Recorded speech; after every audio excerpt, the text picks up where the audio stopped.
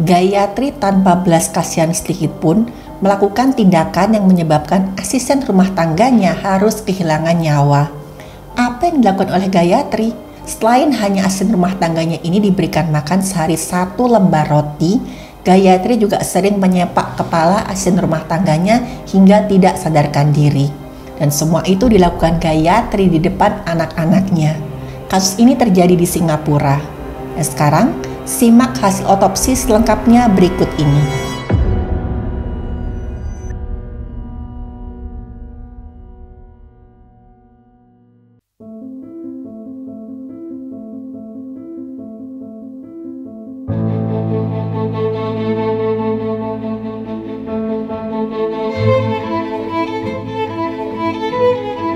Halo, saya Dr. Stefani. Saya seorang dokter spesialis forensik dan saya melihat apa yang tidak semua orang lihat. Cerita ini dimulai dari seorang perempuan bernama Piang, usianya 24 tahun, dia berasal dari Myanmar. Piang ini punya seorang anak laki-laki yang usianya baru 2 tahun. Sejak kecil memang kehidupan Piang ini bisa dikatakan keras. Dari usia 4 tahun, Piang ini sudah harus menjadi seorang yatim piatu. Saat itu Piang itu punya 10 orang saudara kandung.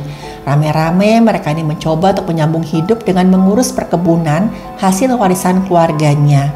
Waktu Piang berusia 18 tahun, Piang ini ketemu dengan seorang laki-laki. Katanya Piang itu sayang banget sama laki-laki ini dan dia berharap laki-laki itu tuh kayak ya masa depannya si Piang. Piang udah membayangkan nanti mereka akan menikah, hidup bahagia, dan pokoknya anaknya Piang tuh gak akan mengalami apa yang dialami oleh ibunya. Tapi waktu Piang usia 18 tahun, dia pacaran kebablasan dengan si laki-laki dan sudah bisa ditebak Piang ini hamil.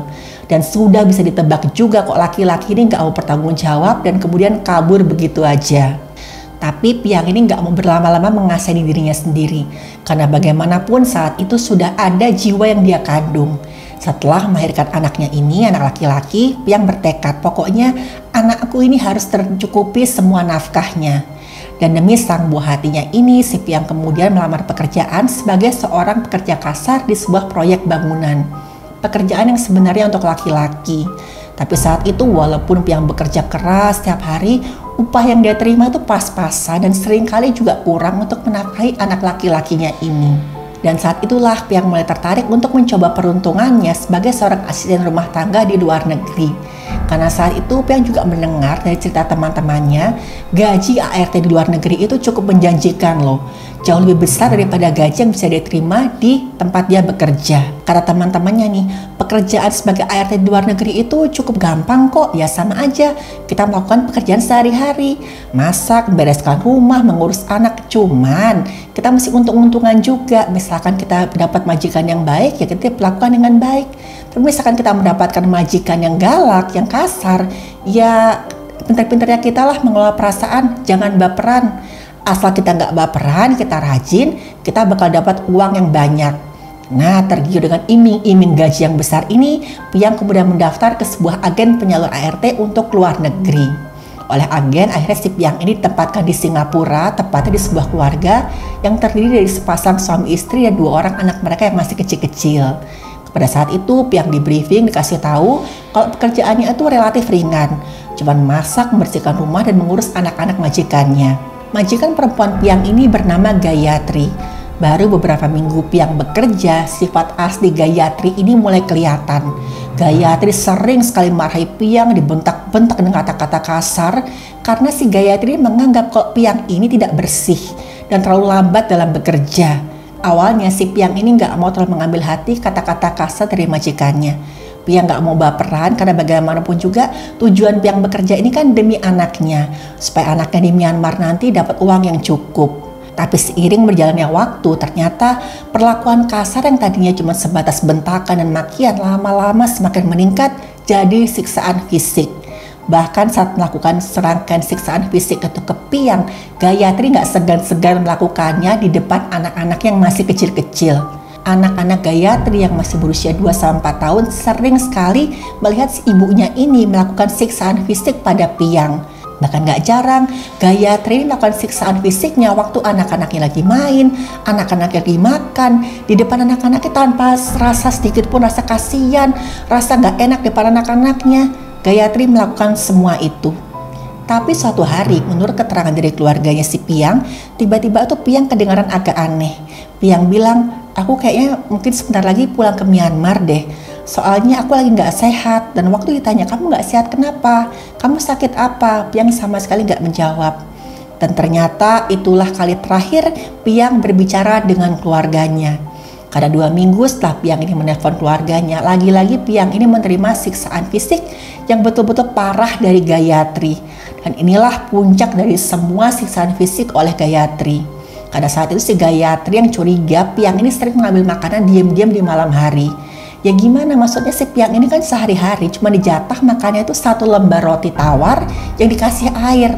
Lama-lama badannya Piang ini semakin kurus, dia lemah, dan Gayatri ini malah curiga kalau si Piang ini diam-diam mencuri makanan. Setelah itu menurut pengakuan Gayatri, Piang sempat gak sadarkan diri. Tapi saat itu pun Gayatri sama sekali gak mau mencarikan bantuan medis untuk Piang. Dia menganggap Piang ini cuma pura-pura agar dikasihani. Tapi setelah dibangunkan berkali-kali dan Piang ini nggak merespon dan makin lama badan ini semakin dingin, Gayatri barulah menelpon sebuah klinik untuk meminta ada dokter yang datang ke rumah. Saat itu dokter yang datang ke rumah bernama Dr. Grace Kwan. Pada saat diperiksa dinyatakan kalau loh Piang ini sudah meninggal dunia. Ini kenapa nih? ART kamu kenapa? Saat itu Gayatri menjawab kalau Piang ini terjatuh. Tapi untungnya saat itu Dr. Grace Kwan adalah seorang dokter yang terlatih.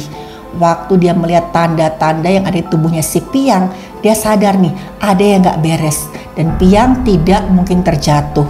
Dr. Grace Kwan ini juga sempat menelpon pihak yang berwenang. Dia laporkan ada kejadian seperti ini dan kemudian Gayatri pun dibawa ke pihak yang berwenang untuk dimintai keterangan lebih lanjut.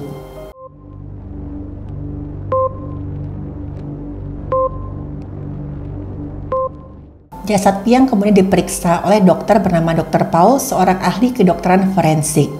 Waktu diperiksa bagian luar didapatkan kok tubuhnya Piang ini itu sangat kekurangan gizi, cuman kulit balut tulang. Berat badan si Piang ini cuman 24 kg. Ini jelas sekali nih Piang sangat-sangat kekurangan gizi. Keadaan gizinya Piang ini tuh setara dengan penderita penyakit TBC atau kanker stadium lanjut. Tapi waktu dievaluasi hasil rekam medisnya si Piang sama sekali nggak ada riwayat penyakit apapun. Dr. Paul kemudian memeriksa catatan medisnya Piang. Memang beberapa ART itu harus melakukan pemeriksaan rutin untuk memastikan mereka dalam keadaan sehat. Dan dari catatan medis didapatkan si Piang ini mengalami penurunan berat badan yang sangat drastis. Berat badan Piang ini menurun sebesar 15 kg selama 14 bulan terakhir. Dan kalau keadaan ini berlanjut, Piang akan mengalami kegagalan organ secara menyeluruh. Tapi sama sekali nggak ada bukti kalau Piang ini punya penyakit kronis yang bisa menyebabkan gizi buruk. Dan waktu diperiksa terdapat setidaknya ada 31 jaringan parut bekas tanda-tanda kekerasan. Ada 47 tanda kekerasan di seluruh tubuhnya Piang. Dan disitu dilihat kalau proses penyembuhannya berbeda-beda. Ada yang baru, ada yang lama. Jadi tanda kekerasannya ini tuh sudah terjadi sekian lama, gak cuma terjadi sekali, dan ini gak mungkin Piang cuma terjatuh biasa. Selain itu didapatkan juga ada banyak sekali lecet dan memar di bagian leher. Ada juga lecet yang berbentuk bulan sabit khas jejak kuku. Dan waktu dilakukan otopsi didapatkan kalau tulang lidahnya Piang ini tuh patah. Dr. Paul bilang kalau semua tanda-tanda yang ada di tubuhnya Piang ini menunjukkan umur yang bervariasi. Dan seluruhnya adalah tanda-tanda kekerasan tumpul. Selain itu, Dr. Paul juga menemukan ada semacam jaringan parut di lengan bawah kanannya Piang. Itu bentuknya itu seperti segitiga. Dan waktu dilihat segitiganya itu kok ada kayak bintik-bintiknya. Dan waktu diperhatikan lebih lanjut, bentuknya itu mirip dengan permukaan setrika. Dan waktu diotopsi didapatkan ada kerusakan yang menyeluruh di jaringan otaknya Piang. Dan inilah yang menyebabkan kematian Piang. Dan memang ada indikasi kalau sudah terjadi serangkaian tindakan keji terhadap Piang. Dan sudah jelas ini bukan kasus kecelakaan. Dr. Paul kemudian menelusuri rekam medis milik Piang. Jadi 6 dan 10 bulan setelah Piang ini bekerja di rumah Gayatri, Piang selalu menjalani pemeriksaan kesehatan rutin. Dan di rekam medis tersebut tercatat kalau memang ada luka memar dan jaringan parut yang ditemukan di tubuhnya Piang. Dan dari rekam medis tersebut akhirnya kelihatan kalau memang Beberapa bulan yang lalu itu tercatat ada memar dan tanda-tanda semacam jaringan paru di tubuhnya Piang. Tapi saat itu Gayatri mengatakan itu karena Piang ceroboh, dia sering jatuh. Dan saat itu memang Piang tuh mengalami penurunan berat badan yang cukup signifikan. Tapi Gayatri bilang ini gara-gara Piang susah makan. Gayatri juga bilang Piang ini kan berasal dari Myanmar. Mungkin saat itu makanan yang saya suguhkan di rumah itu nggak membuat Piang ini selera makan. Piang ini emang susah kok disuruh makan. Dan gara-gara ini berat badan Piang tuh menurun dengan drastis. Sebenarnya tuh sempat ada tawaran ke Gayatri ini. Misalkan Piang ini nggak bekerja dengan baik dan juga susah dikasih makan segala macam. Bagaimana kalau Piang ini digantikan oleh ART lain? Tapi anehnya tawaran ini ditolak oleh Gayatri dan keluarganya. Dan setelah dilakukan penelusuran memang benar kalau Gayatri lah yang telah melakukan serangkaian tindakan keji terhadap Piang. Dan waktu ditanya apa alasannya, Gayatri ini bilang, saya ini kesel gara-gara Piang ini sangat bodoh dan lamban. Dia tuh juga kotor sekali, jorok sekali dia. Saya tuh sampai harus menyuruh si Piang ini pakai masker wajah berlapis-lapis saat dia bekerja. Karena saya nggak mau Piang ini menularkan penyakitnya ke saya dan keluarga saya, apalagi anak-anak saya. Dan waktu mendengar pengakuan Gayatri ini, akhirnya pihak yang berwenang mengirim Gayatri ke seorang ahli kejiwaan untuk dievaluasi. Dan saat itu orang yang membela Gayatri berkata memang Gayatri ini punya kelainan kejiwaan dan Gayatri tidak bisa bertanggung jawab atas perbuatan yang telah dia lakukan. Nah, udah pasti ya mereka ini berharap kalau nanti Gayatri bisa dibebaskan dari hukuman. Tapi secara hukum nggak semua penyakit kejiwaan membuat seorang itu otomatis bebas dari hukuman. Harus cek dulu nih, apakah orang ini bisa bertanggung jawab terhadap perbuatannya. Yang kedua, apakah orang ini sadar atau tidak atas konsekuensi perbuatannya.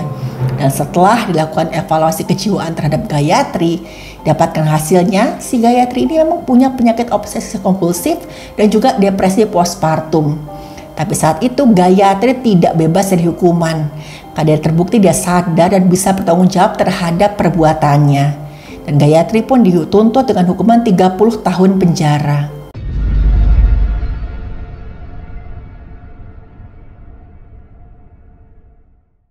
Waktu keluarga Piang di Myanmar diberitahu tentang keadaannya Piang, mereka sangat-sangat syok. Mereka merasakan kedukaan yang sangat-sangat mendalam, apalagi anaknya Piang yang masih usia 2 tahun, dia belum ngerti apa-apa. Pemerintah kemudian memberikan santunan untuk keluarganya Piang. Kasus Piang ini menyita perhatian banyak sekali orang-orang di pemerintahan. Menteri Ketenagakerjaan berkata ini adalah kasus yang sangat mengerikan. Tidak sepantasnya kasus semacam ini terjadi. Dan beliau kemudian memberikan peringatan ke masyarakat untuk segera melapor apabila ada tanda-tanda penyiksaan terhadap para pekerja. Selain itu, Menteri Hukum juga mengecam keras ada kekerasan fisik terhadap Piang. Dia mengatakan kalau kejahatan ini adalah kejahatan yang memerlukan kekuatan hukum secara penuh. Tidak ada kata-kata yang bisa menggambarkan betapa tidak manusiawinya kekejaman terhadap Piang. Kasus Piang ini juga menyita simpati dari masyarakat. Masyarakat beramai-ramai menunjukkan rasa prihatin mereka dengan melakukan penggalangan dana sebagai santunan untuk keluarganya Piang di Myanmar. Karena di mata masyarakat, Piang ini tuh cuma seorang ibu yang ingin bisa menafkahi anaknya. Ibu yang ingin memperjuangkan nasib anaknya supaya tidak mengalami kemalangan seperti yang dialami oleh Piang.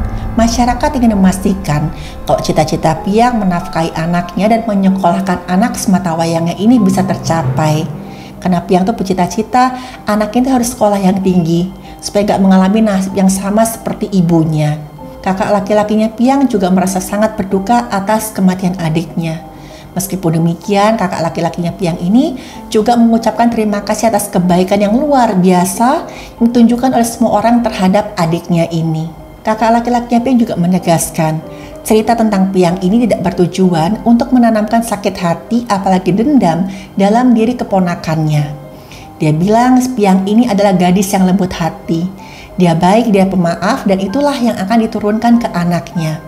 Kata kakak laki-lakinya Piang, saya akan mengajari anaknya Piang ini untuk memaafkan, untuk bersikap baik pada orang lain. Dan jangan pernah membalas kejahatan dengan kejahatan. Suatu kekerasan apapun bentuknya adalah sebuah tindakan yang tidak dapat diterima. Kasus Piang tadi mengajari kita pentingnya untuk menghormati martabat dan hak asasi setiap individu apapun profesinya. Kita semua punya tanggung jawab untuk berperan aktif dalam mengurangi tindak kekerasan di masyarakat. Dan jangan sampai kasus semacam ini terulang lagi pada siapapun. Terima kasih sudah menonton video saya. Silahkan like, share, dan subscribe.